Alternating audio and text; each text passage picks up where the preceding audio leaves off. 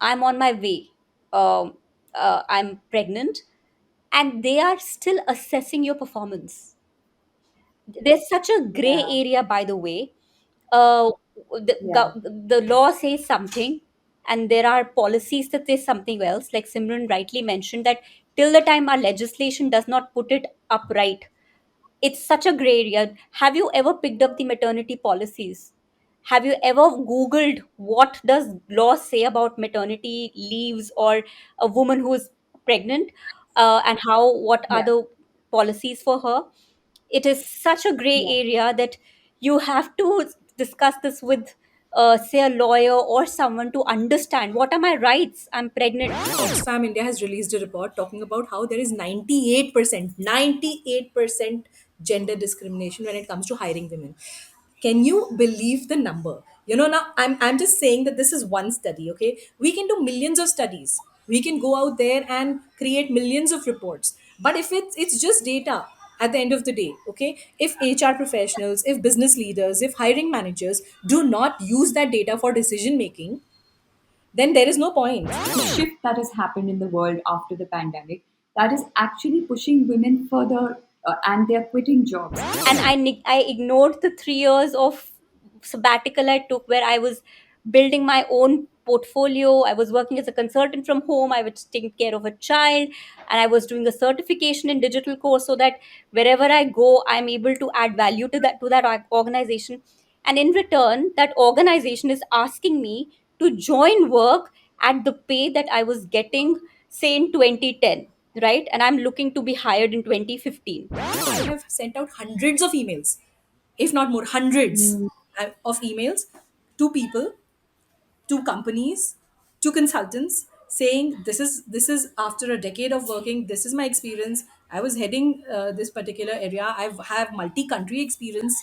I have I am have people manager experience. Where can I go next?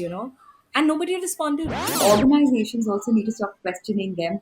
If she was on a maternity break, she was not sitting at home and chilling. She was working her ass off. So Correct. that is something that needs to be put out there, spoken about, and seen as a strength on the resume, like you said.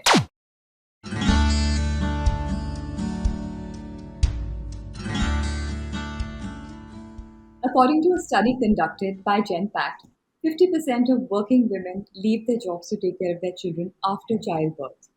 Even among those who manage to return, 48% drop out within 4 months of rejoining.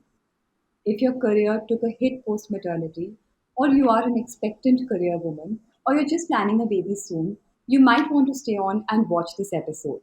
I am Neha Sood, and welcome to Meet the Mom podcast. Today, we will discuss why pregnancy becomes a career exit point for women, especially in India.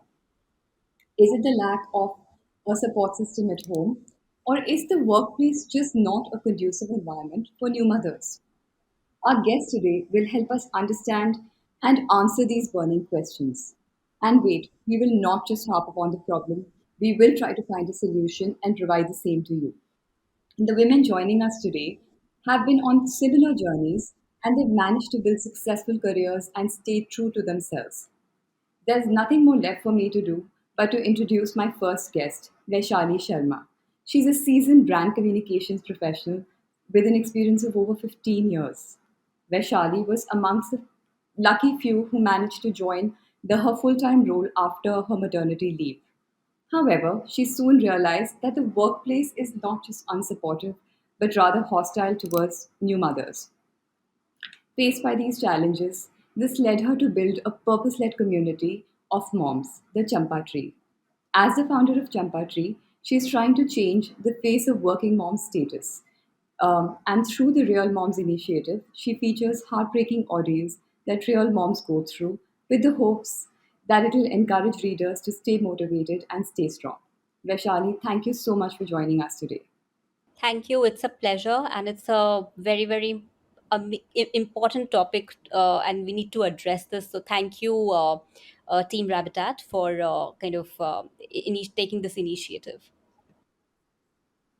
Thank you so much, Vishali. And I completely agree with you that this is a topic that needs to be spoken more about, especially by women like yourself, and professional women who are facing it really, who are facing all these challenges getting back to work post maternity. Before we move on, let me introduce my second guest, Simran Oberoi, an HR professional with over 19 years of experience. She's worked with leading corporates such as Hewitt Associates and PwC. She's a relentless professional. Simran rejoined work 4 months post delivery and worked full time till her child turned 1.5. Instead of getting bogged down by the pressures of motherhood, she never let it rob her of her professional ambition. She stayed connected with her career through freelance opportunities and she learned new skill sets. She went on to set up a healthy baking social enterprise and award winning global community, a wonderful Mother Bakers community, which was recognized by Sheryl Sandberg, Facebook's global CEO. Thank you, Simran. We are so glad you could take the time to join us today. Thank you so much, Neha, for having me here. And what Vaishali said, I think I will pretty much repeat that. That I think this is a much needed area that we need to talk more about, because I think there's some slow change that has happened in the last few years, but I think by and large there's a lot that needs to be done. Yes, you're absolutely right. I'm sure, I think when you guys took your maternity leave or the break that you had taken back then, things were different and they are changing slowly but surely. We also see that companies are becoming more inclusive, they're becoming more conscious. Since you are an expert in the field of inclusion and diversity, maybe you can tell us more about what is changing in the corporate world or the workforce to retain more mothers or to retain this huge resource that we have of Indian women. So I think what is happening really is that organizations are realizing that inclusion and diversity are not two different things. Okay, can't do inclusion without diversity, can't do diversity without inclusion. The problem that was happening in India was that most organizations started with diversity and they didn't know what to do after that. So they would go out, hire women, okay, for example, right? So, because they needed to tick a box and say that, okay, we have hired 10, 15, 20 women and we are filling the gap, the pipeline, whatever, and we are very diverse. But subsequently, they were not Right. doing things that would keep those women in the workforce. They were not training their managers or sensitizing their managers. They were not creating a bias free environment. They were not creating a safe workplace. So, I mean, if you're not doing those additional things, then doing just the first part without the second was a challenge.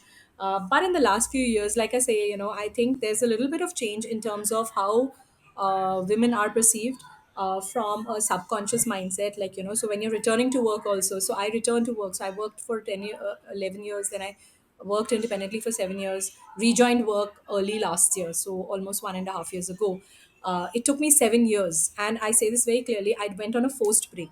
Okay, because at that point in time there was no support structure, there was no organizational awareness of the fact that that moms needed support, not just from their families, they also needed that support from their organizations. And that you can't be assessing or judging somebody's performance based on their parenthood. So those kind of things, conversations, nobody was having. Now I see a lot more of those conversations happening. You're absolutely right. In fact, I had this conversation with Vaishali as well, and she mentioned how when she had just returned to work, people would get smoke breaks, multiple smoke breaks. But when she told her managers that I need to block my calendar for pumping, it was frowned upon. That is infuriating. That there is no, like you said, that it seemed just like an eyewash that we're hiring women and we have a 50-50 ratio. That's the dream, but we are getting there, but you're not doing much to retain them, or you're not even like you're not acknowledging the life stage that they're at. And it just doesn't end at women. I think even men, if we stop looking at it as a mother problem and look at it as a problem, as a parent problem, we will be able to include more men in this, and they will also be able to reach out to their superiors that, hey, I need to pick up my child, or my child is sick and I need to stay in, and I need those flexi hours. What are your thoughts on this, Vaishali? Borrowing from your personal experience. So I do, want to thank HR experts such as Simran, because they are consciously making an effort to have inclusivity as a part of the hiring policy. That said, I still feel that in our country, we are way, way, way behind. Women are languishing every day in the hands of leaders who continue to put prioritize profit over psychological safety or emotional, physical, and mental health.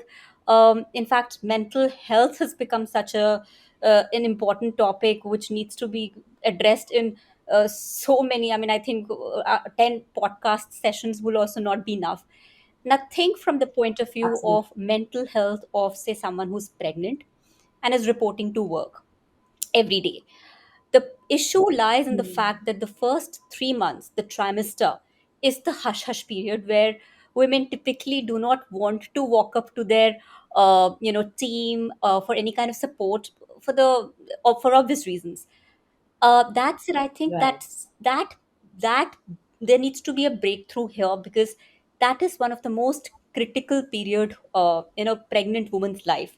She's going through a True. whole lot of things in her head. She cannot walk up to the Yeah. team for support. There will be a lot of pressure Yeah. that will come her way, and that is from Yeah. where I don't know what the research says, but in Indian landscape or at work front, we see the number of women deciding to leave work that goes high, right? Hmm. Because that's a critical Yeah. period. Some of them are advised not to take stress. Some of them consciously, decide because their workplace, the environment is not conducive. So it doesn't make sense that True. we still, kind of haven't figured out ways to support the caregiver, the primary caregiver in the workplace. And what is it about women that no one feels the need to go an extra mile for us, right? It's Yeah. hiring is Yeah. one, yes, as Simran mentioned, fill that pipeline, let's show that we are in fact hiring more women at workplace. But do you know that a lot of organizations do not want to hire women who are either married or there are questions that are asked at the interviews or during the interviews which in some ways conclude that okay, she may have some future family plans. So the person, the success rate of hiring women leaders or women at workplace in a lot of startups goes down. So I think the inherent problem Yeah. lies in how Indian women have been applying for jobs, have been received at jobs, and during the first trimester, there is the maximum dropout kind of has started to be seen, and there's no way we have addressed that because there's no proper organization or support system or entities that are working or bodies that are working towards the welfare of a working woman employee who is pregnant or is looking to get pregnant. So that's the first area. And I just want to also add to that, that yes, in my case, I realized that blocking the calendar to pump milk Hmm. was an Yeah. issue. But I think smoking breaks are seen as acceptable norm, because well, it's because they are just kind of discussing work, right? I, on the other hand, is Yeah. discussing, in my head I'm actually looking at the well-being of my child. That is not a profitable Yeah. proposition for an organization. So in many ways Correct. I feel that HR really, really, really needs to step up, and we need to have formal or informal bodies. Like you have these, organizations that are awarding best workplace, Yeah. certificates to organizations. I want to understand that what does best workplace mean? Don't you think we need bodies or entities which are awarding organizations for supporting mom employees? Yeah. I couldn't have agreed more. And everything you said, it just feels so true because it honestly comes from genuine experience that you've had. And you've been in a professional yourself for so many years. So you've seen it firsthand because you've gone through those phases. You must have had women around you who've gone through this. And like you said, that the first drop starts to happen right at the point of conception. Like once you get pregnant, you start seeing the number of women drop out of the workforce, which is so unfortunate because there are so many exit points for women, career women, but there are such few entry points for them. For example, once you take that exit at that point, to come back into the workforce after even after like a 4 month or a 6 month maternity break is such a challenge because things are changing so fast and nobody cares. Like I said, nobody cares for your mental health. As long as you're showing profit, that's all that matters. And women or parents today, even men, are equally committed to the cause of raising the next crop, are doing the most important work for the human race. We are raising the next race of human beings. And why is that not taken into account anywhere? Why is there no mention of that in policy? Things are changing. We see people talking about it. We are seeing a lot of hybrid models being promoted now. There are some genuine companies also out there which are run by women entrepreneurs who are taking the initiative. Even then, I do feel in our country we are far, far behind when it comes to these things. It's looked at as a weakness. Your life stage is looked upon as a weakness. And like Vaishali said, that it's so sad that people ask you in an interview that are you looking to get married soon, or are you thinking about starting a family? And these things shouldn't be important as long as you're a good performer. Simran, what would you like to say? Because since you are involved in the hiring process and you work with so many people, what are some of the requirements that you get, and what would those anecdotes be, which might help our audiences as well? So I don't do so much of hiring as much as I work in pay. Okay, so employee pay. And I Mhm. think from that point of view, and of course I've hired for my own teams in the past. So I think that drawing Mhm. upon experiences from there and from pay, I don't know if know, 2 3 days back it was equal pay day. Okay, so there was a little bit of noise on LinkedIn, a little bit of noise everywhere, right? And I was thinking that, you know what, we have this day, right? On the heels of that day, 3 days or 4 days ago, Oxfam India has released a report talking about how there is 98% gender discrimination when it comes to hiring women. Can you believe the number? Now I'm just saying that this is one study, okay? We can do millions of studies. We can go out there and create millions of reports. But if it's just data at the end of the day, okay? If HR professionals, if business leaders, if hiring managers do not use that data for decision making, then there is no point, in having published the data. It is people will look shocked for 10, 15, 20 minutes. Maybe they'll be shocked for like a couple of months if it's really impacting them, but then they'll go back to normal, right? So what is the solution, and Yeah. what are we talking about then in terms of making a change that needs to be sustainable? That change, like I said, has to happen from firstly it has to happen from the top leadership. Okay, the HR really cannot do much if it's HR which is, say, doing hiring, or if it's operational HR. So I'm an HR consulting, right? But I know we advise organizations on a million things, right? So the idea is to understand that, one, there is top leadership buy-in that needs to come. Okay, and the Yeah. leadership needs to walk the talk. You can't really be saying something and doing something else. Okay, so Yeah. I mean, that is something where we often hit a roadblock, that you have leaders who will say something and they will not put it into practice. Okay, so that's one. The second is, I think a lot of times in India, we, just like with many other things, but sorry to say, I think the only thing that scares organizations is legislation. Okay, if it's the law, you Yeah. have got to do it, so it's become like that. Okay, so you pass Yeah. a law saying that women need 6 months of maternity, companies will give it. Okay, you pass a Happens. law saying we need to have fresh services or facilities within the vicinity or on the premises of the company, companies will jump in and do it. Yeah. Why were they not doing it proactively? Why were they not? Yeah. There would have been so many women who would not have quit, who would have Yeah. probably, if these were the reasons why they would have looked for information or help or support from the organization, they would not have quit. So proactive action is the second thing. So leadership buy-in, proactive action, that needs to come out very clearly. And I think lastly, I think, which is a huge area and I don't think it's changing anytime soon, is the bias. Okay, so like Vaishali said, it is so open, right? You're going into an interview, you're being asked about your marital status, How many men do you actually ask about their marital status when they come for an interview? How many men do you ask when they come into an interview about, how much time are you going to spend now that your wife is your wife pregnant? Is your wife planning to get, are you guys planning to get pregnant? What do you, how do you anticipate is going to change your work profile, your work role, your time? How will you balance? Right. Why don't you ask them these Yeah. questions, right? So you're not asking them. Correct. It's not fair to ask us these questions when we go into an interview. But that's the whole point. There is, these well-meaning people who think that, okay, fine, we will take the decision for you. I had a, when you're going back into work, this bias is stemming from saying we are concerned about you. If you're concerned about Yeah. us, give us the choice. Don't take the decision for us. Okay, don't Yeah. decide that, okay, X person is coming back from maternity, cannot do a high profile project, cannot deliver on these timelines. Ask her. If she says no, it's all right. She knows what to do, right? Yeah. So why don't you, you are not going to assume based on your bias that this is going to happen or not happen. So I think these are certain things that I feel are things that need to happen a lot more.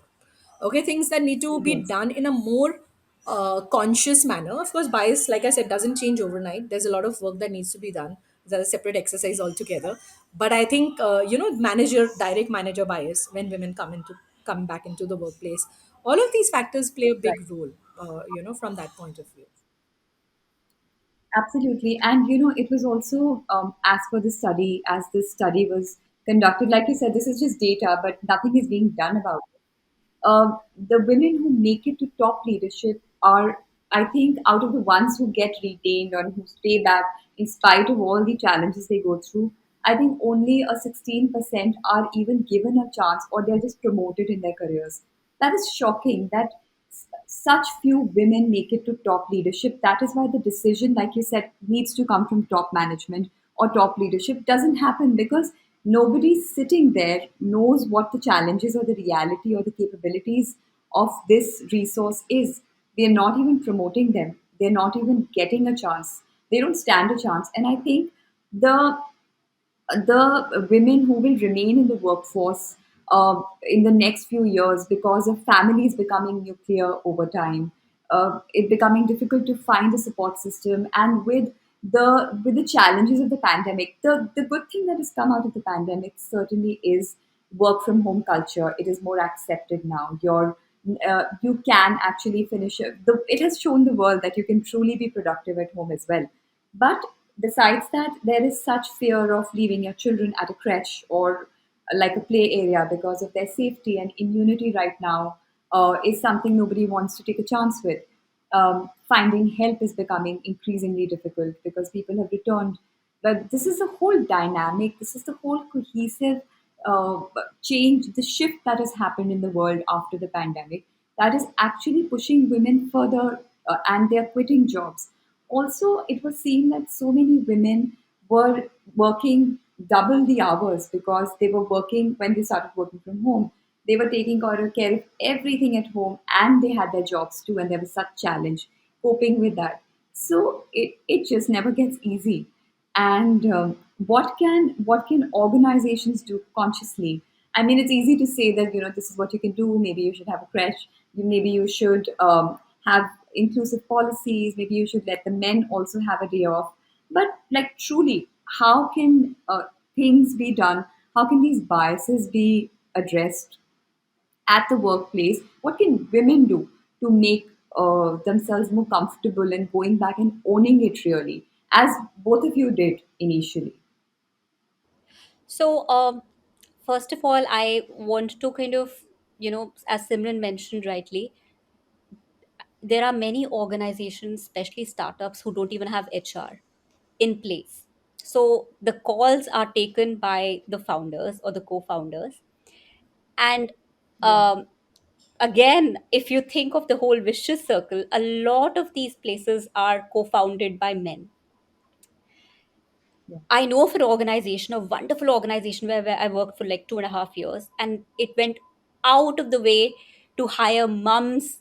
The kids were allowed at work, they understood the pain points, and yet we were accountable for what we did. Such a beautiful arrangement. And yet, I know of a lot of yeah, organizations where there is no HR, and it's impossible to explain to men especially fathers, that I'm on my way, um, I'm pregnant, and they are still assessing your performance. There's such a gray Yeah. area, by the way. uh, Yeah. the law says something, and there are policies that say something else, like Simran rightly mentioned, that till the time our legislation does not put it upright, it's such a gray area. Have you ever picked up the maternity policies? Have you ever googled what does law say about maternity leaves, or a woman who is pregnant, and how, what are Yeah. the policies for her? It is such a gray Yeah. area that you have to discuss this with, say, a lawyer or someone, to understand what are my rights. I'm pregnant.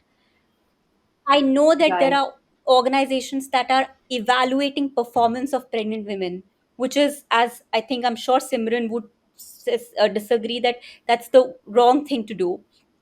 There are hormones that are all haywired.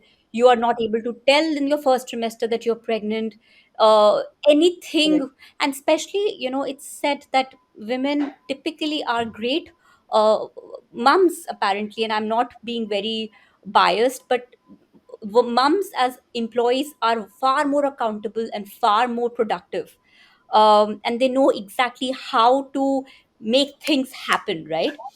Um Yeah. so when I was pregnant with my first one, and I joined workforce after some time, there was a gap in my resume, right? And it was so Hmm. embarrassing when my when the HR, the person consultant, asked me that, hey, I see a gap here. How can I justify your, if you are looking for a hike, I cannot give you that hike. Unfortunately, you'll have to join at the pay which you were getting before you got pregnant, right? And that was like 3 years. The person negotiated with me, and I ignored the 3 years of sabbatical I took, where I was building my own portfolio. I was working as a consultant from home. I was taking care of a child, and I was doing a certification in digital course, so that wherever I go, I'm able to add value to that organization. And in return, that organization is asking me to join work at the pay that I was getting, say, in 2010, right? And I'm looking to be hired in 2015. And I was so embarrassed. I mean, I feel like, to a point, it's the onus lies, why did I feel embarrassed? Now when I think Yeah. about it, I feel like, why was I vulnerable? But back in the day, I didn't have an option, because who could have supported Right. me? My husband would have said, I understand, it's completely up to you. Do you think he could have walked up to the organization and could have fought for me? Probably yes, but he could not. What could he have taken with him?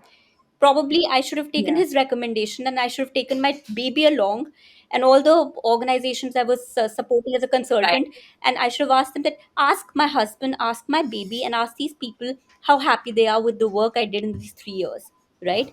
So my problem is that my vulnerability back in the day, I didn't have an option because there was no support. Government didn't support me. Right. That HR consultant didn't care about it, and I needed the job.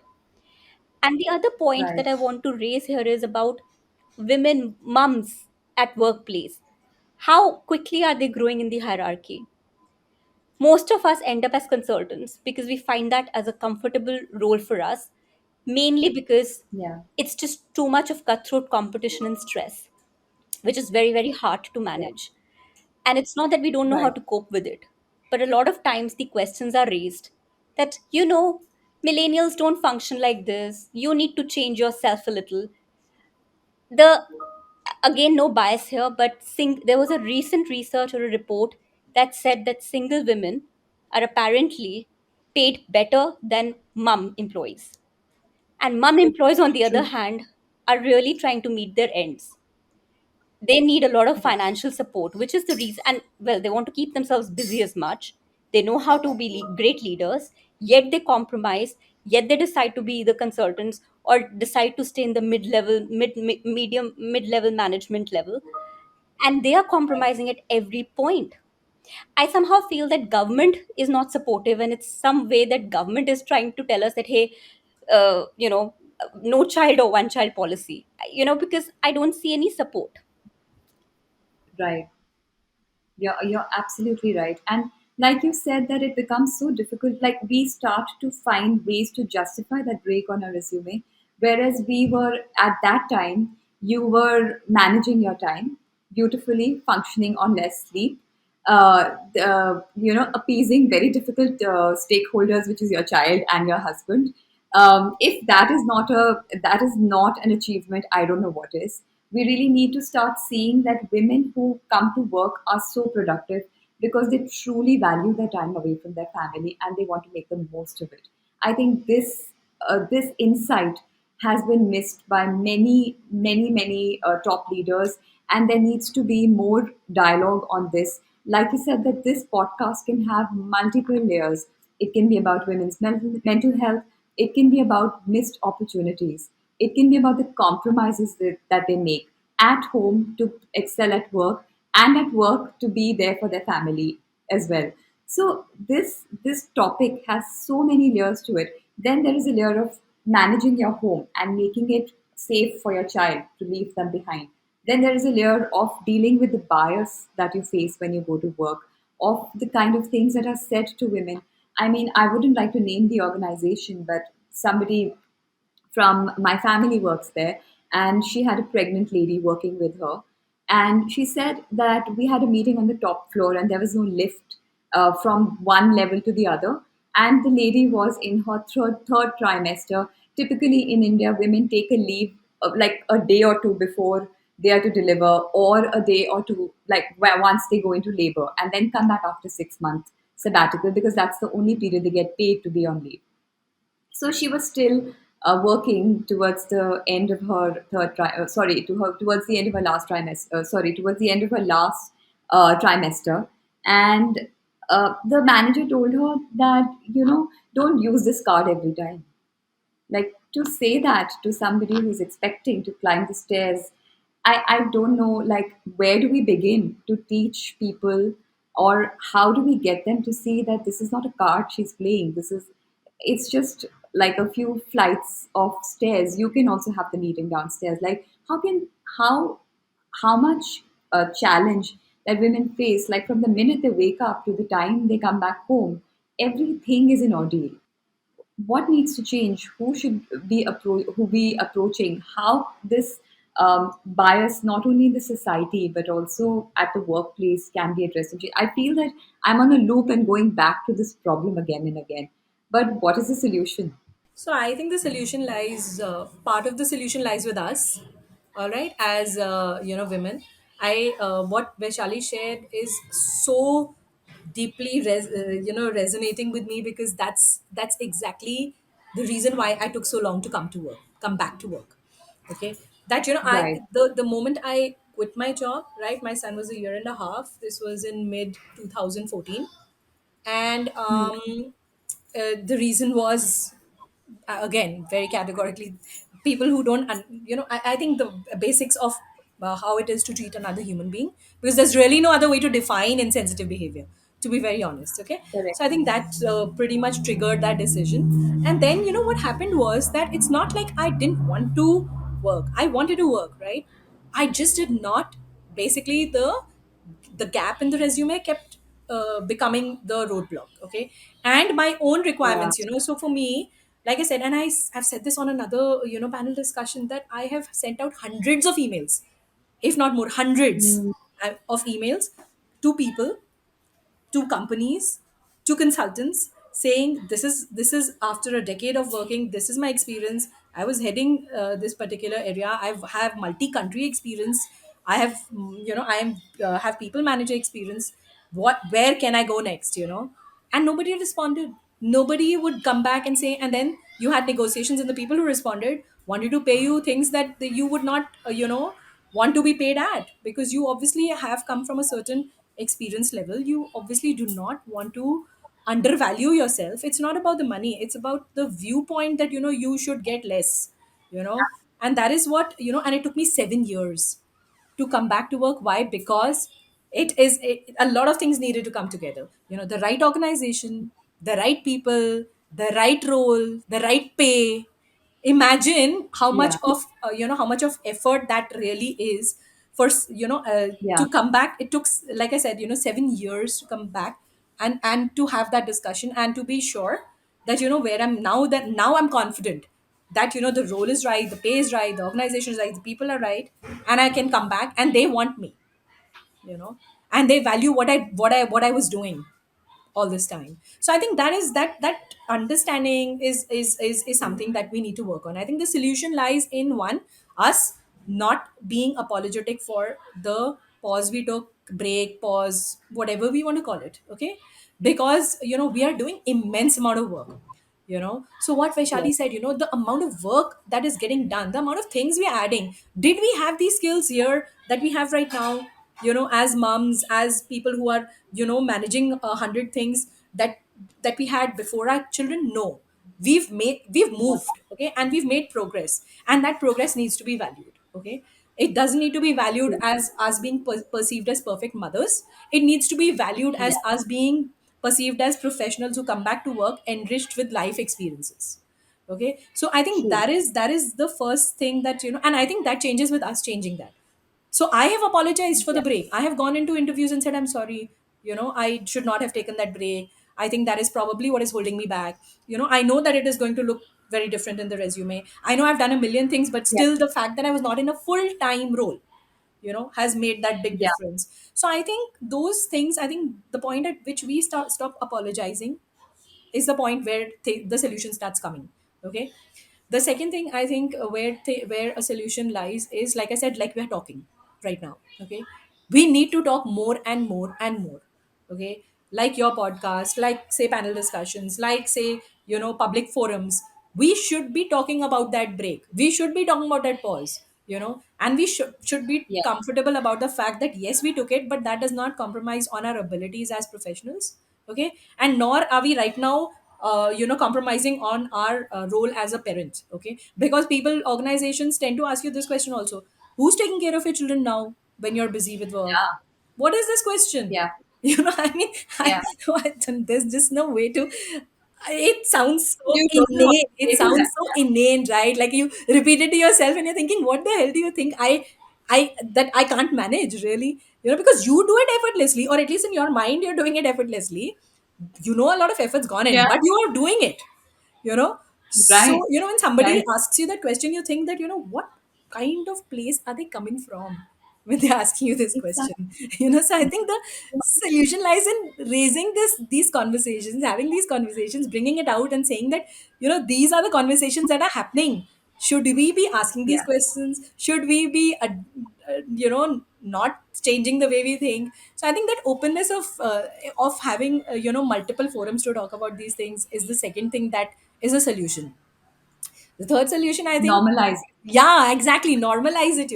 I mean, why is it so difficult for people to come out and say that, and I know the difficulty, I've had that difficulty. So the why is not questionable, but I think we should be able to, at some point in time, be comfortable saying that we've taken that break, and that does not reflect on anything else we want to do. We have the choice to do what we want to do, with our lives. The embarrassment around taking a break to be there for your children when they are really young.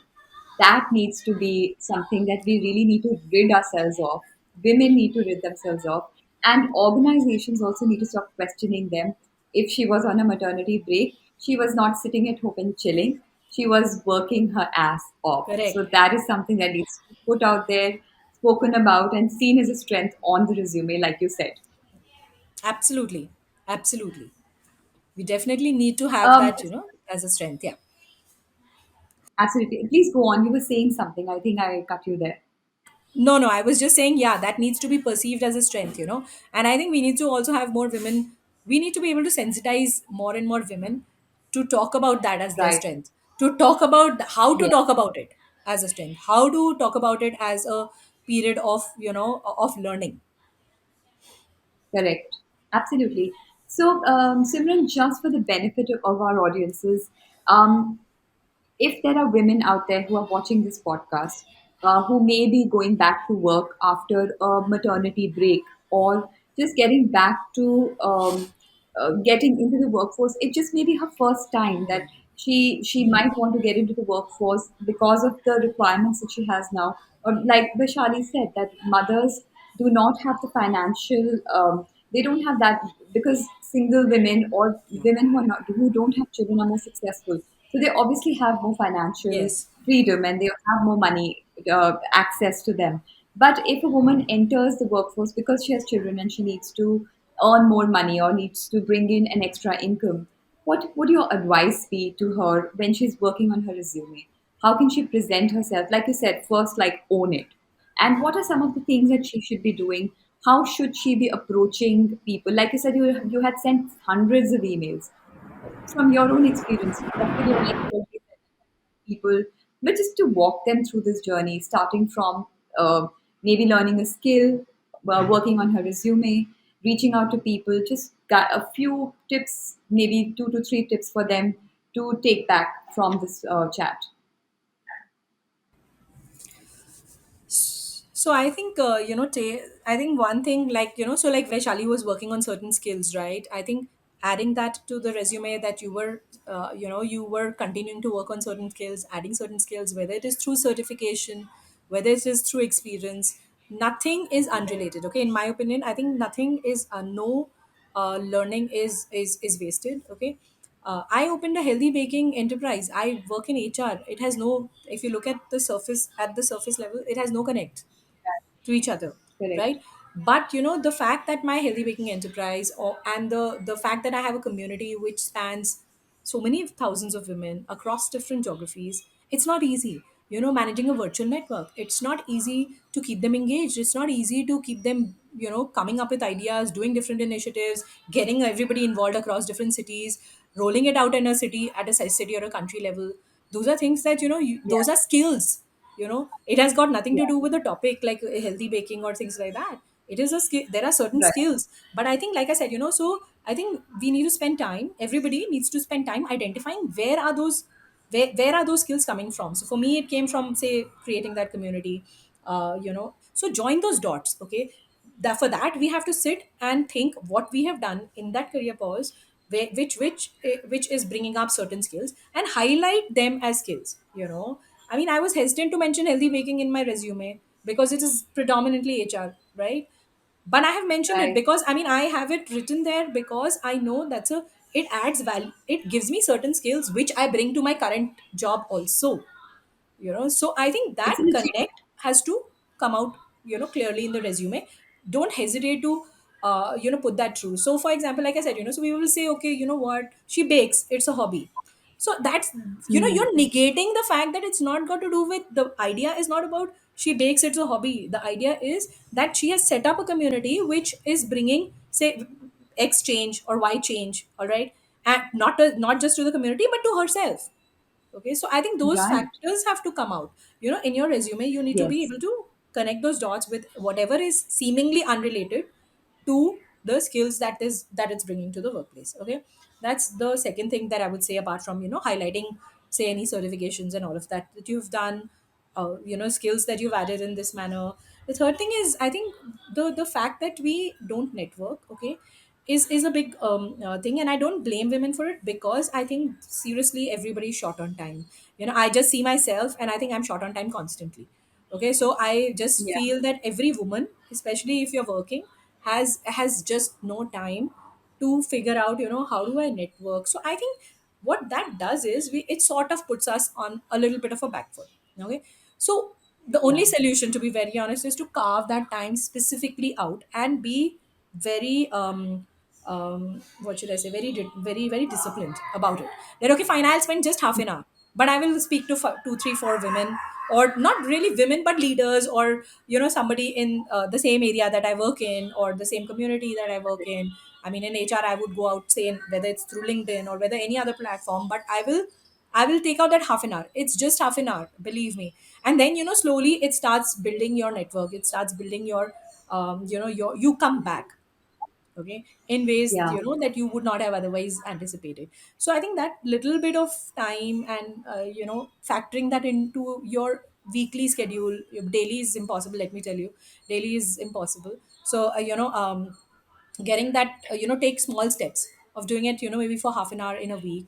is very important to build that network. You know, you should be able to. And I think the good part that the pandemic has done, while it has actually, I completely agree with you, it's put most women on the back foot because they're managing multiple things. You know, and but the good part has been that they're able to work virtually. And I think that is sort of Yes. a big boon from a networking point of view. We don't have to step out anywhere now. Like, I don't have to go to an event for sure to be able to meet 10, Hmm. 15, 20, 30 interesting people who will contribute to my career Right. or my learning. So I'm able to do that. I think those things will definitely, those are things that I would probably share as takeaways. Those are like amazing tips, and I'm sure it'll be very helpful. Like you said, um, we often forget to just network or to stay connected to people while we're on a break. We just completely isolate ourselves and just get knee deep into diapers and nappies and just forget that there is a world outside of this, and the baby babbles are all that you hear. So, and it actually is amazing at that time if you're able to have a conversation with an adult, an intelligent conversation with an adult. So that just, it can really lift your whole day and it can make you feel really good. So that's a superb tip, and I think that would be something that a lot of women will take away from this conversation. This is what you can do when you're going back. But once you're back, I would like to hear this from maybe Vaishali now, because she also went back after the maternity leave. That it's such a difficult time to leave your child. There's so much separation anxiety, and just you're so hazy from that long break, and you probably haven't had any rest or any sleep during that period. And here you are trying to win back your position, and already mentally, I can say that, like, it's safe to say that most of them are feeling like really like an imposter there. That, do I know enough? Has someone else taken my place, or am I still holding my ground? So, Vishali, what tips would you give to mothers who are in that stage where they're just about to join their work, like join their full time role again post maternity?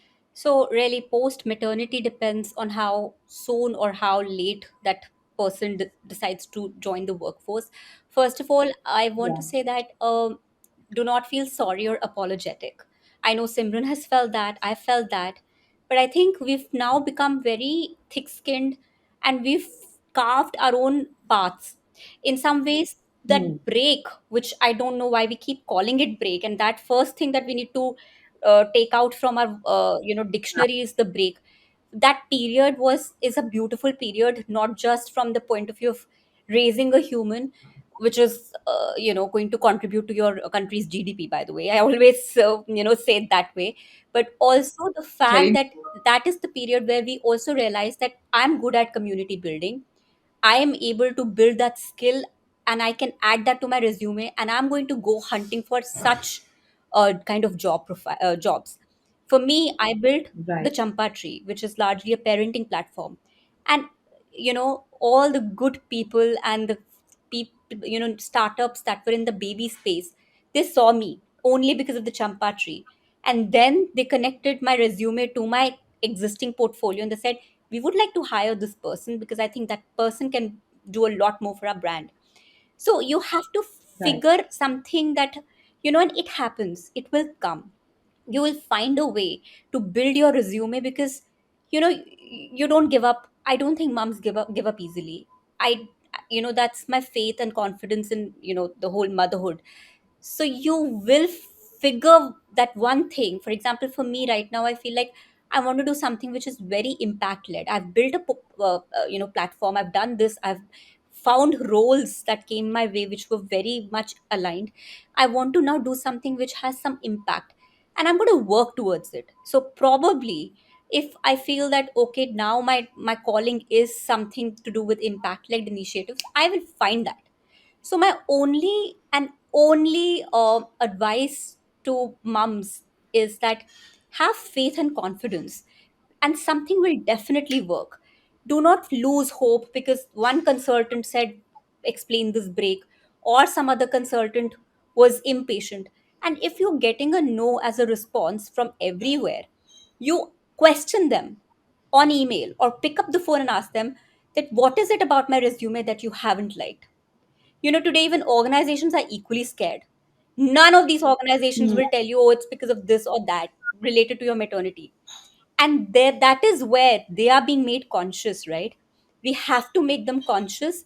And this is the only step towards, or you're inching towards building faith and confidence in yourself. Pick up whatever comes your way. If you're not getting the right kind of pay, then you figure ways to, or you kind of, I'm not saying that you kind of cope with it. You find ways of how you can negotiate that. If I'm getting half of what I was making in my previous organization, then I'm only going to clock half the hours. I'm going to look for another Correct. option, and I'll make it very clear that if you want me, this is what I bring to the table. But you have to have that faith and confidence in yourself. And also just remember that work's going to be there. What is also equally important for you is your child and your family. Because a lot of moms come under this pressure of, oh, I want to, they suddenly after a year of taking care of the child, they feel like, I'm done now, I have to do something for myself. That's also good enough. But think Yeah. again. Most of the times your answers will lie in your head that, I was very impulsive, I should stay, I should, you spent more time with the child, or whatever. So listen to what your gut says and do exactly, because your intuition will never guide you in the wrong direction. So this is my advice. Mom's guilt happens. Do not feel guilty about mom's guilt, and be very confident, and figure a way that works for you. Do not compromise. And even if you have to compromise, recognize the signals that, okay, I think I've compromised enough and now it's time to move on. And Right. there are enough jobs, and there is enough that you can do in today's day and age. So have faith in yourself. Absolutely. I mean, you've said it so beautifully. And like you said, there are enough jobs. There are recruiters out there. There are so many. There are so many startups that have uh, come into being now, and they all need people who can immediately join. And there is no bigger resource than the woman who's coming back to work after maternity leave, who doesn't have a notice period to serve, and she can absolutely join right away. So even recruiters and HR managers need to look at this and hire these women. I think that's why a lot of women are applying to startups, and a lot of startups are also, especially like you said, in the parenting space. They are very kind to working women. They understand because they are serving that particular TG as well. So hiring your TG would be an amazing idea because they become your evangelists eventually. So that's like a really smart way and a good marketing strategy for several startups out there which want to get into the parenting space. Having spoken about this, from the both of you, if you could name some organizations which are mom friendly or are inclusive and diverse and are open to taking women post their maternity leave, or the infamous or the not the correct terminology, most likely the break, the maternity break that women take, which is hardly a break, it's no vacation. Let's just make that, let's get this out there. But after you take that time off to take care for your child, when you want to get back into the workforce, what are some good organizations who understand this and who also offer flexi hours? If you could name a few for our audiences who are watching. So I'm going to go first because I know of quite a few organizations. I know that Slurp Farm is one such organization, and I know Simran will agree because she's also worked very closely. You know, it's a beautiful organization. All these startups which are operating in the space, Mama Earth, Momsco, they are consciously making an effort to hire evangelists, and also they take care of their employees. By the way, it's not just about pregnant mums or mums per se, but they Yeah, really want to make sure that the senior leadership is owned by mum, because that is where the difference lies, right? We want more and more of co-founders and founders who are in our category, because that's when Indian landscape will change, especially from the point of view right. of working moms point of view. One, I think even Rabitat for that matter is probably one such organization. And I think and I won't say that it's just the organization which is being very smart in their hiring, but I think we've also been very smart in identifying such organizations and upskilling ourselves and building our skills in a way. No more of this Yes. playing that card of, oh, that company didn't hire me, but I have been smart enough, or I think the two of you in this room are equally smart enough to know that this is what it takes. And also, Yeah.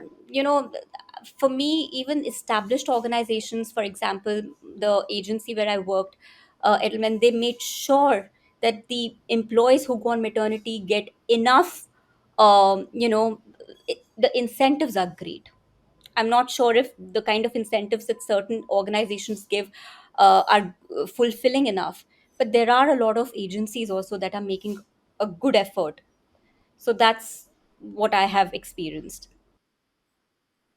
That's great. I think you've given the audiences like several names, and also like it can be backed with research, and they can go and look at similar organizations. And like you said, that women-led organizations or women's representation in top leadership is something that they should probably be looking at. Maybe it should be really increased so that there is more room for women to come into this, and they understand, like you said, being in the same category, having been through similar life stages, there is a sensitivity there, and they understand also your core strengths, and they can assign you work accordingly. So thank you, Vaishali. I think that was amazing and that was very insightful.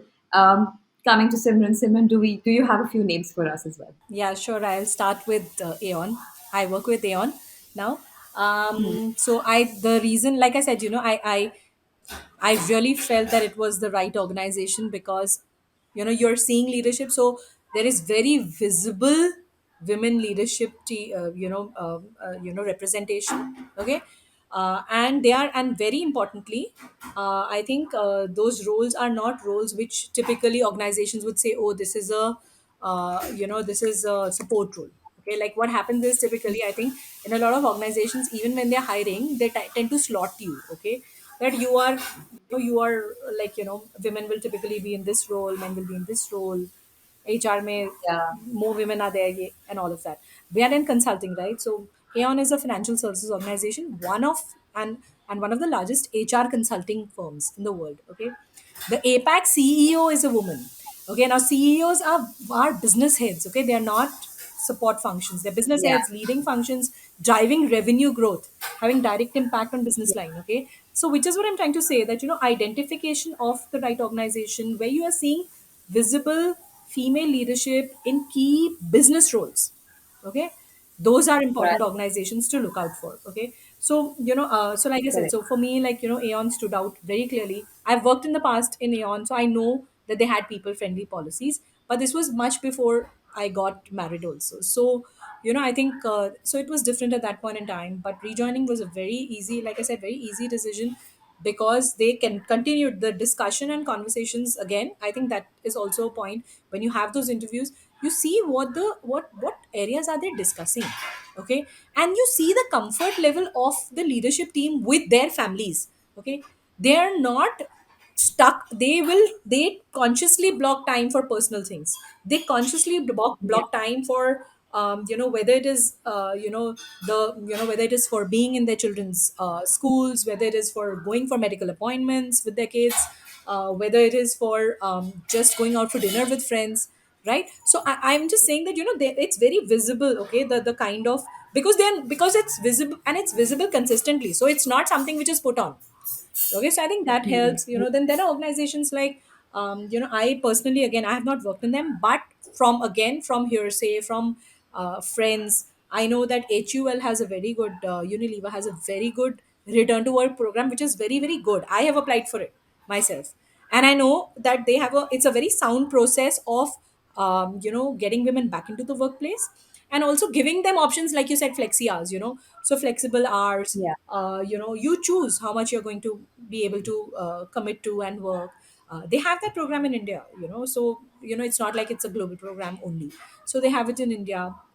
Wipro has a lot of programs that they are rolling out for women who are returning to work. Okay, Dr. Reddy's has an excellent, and this is before creche was legislated. Okay, they've had a nursery and a creche, and women could leave their baby, 6-month-old baby there, and go back, walk across the campus, go feed, come back. So there are these just a few that I know of immediately, because I know of friends who work here, or I'm working there now. But I think there are, but you need to do that, you need to observe, so just don't go by what's really just put out there. Find out from people, talk to people, see what their leadership representation looks like, see what their leaders are doing. You'll see at least some of that information is publicly available, so it should Yeah. definitely help. Absolutely, that is a great tip. Thank you so much, Simran and Vaishali. You guys, I'm sure that this podcast is just one of the first few that we will be doing on this topic, and I think there's so much more that needs to be said about this. This conversation can really be endless, but I really want to thank you on behalf of the entire team and from Meet the Mom podcast for taking the time and sharing such useful tips with our audiences. Thank you. It was a pleasure talking to both of you. Thank you so Thank you much. so much, Neha.